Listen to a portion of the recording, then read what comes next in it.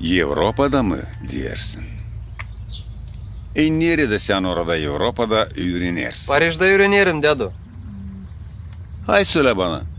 Sizde orada Paris'te böyle tatlı şarap var mı? Var dedo, var. Töbelek aygırlar Avrupa'da var mı? Var. Zaman hayır olsun. Zaman hayır olsun. Selam. İnsanlar, böyle iyi cana yakın insanlar Avrupa'da var mı? Var dedo. Kilisede mi gezerler? Gezerler. Motosikletler sizde var mı? Var motosikleler dedo. Ama böyle kırlar var mı? Var.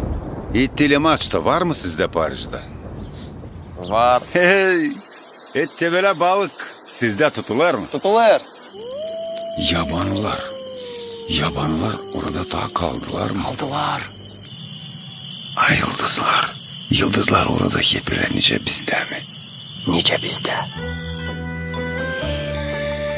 İsla. Niye orada sizde Avrupa'da yok? Bilirsin dedo. Böyle tatlı gözlemeler ince manyapı Avrupa'da yok. Ama şimdi olacak. Mutlak olacak.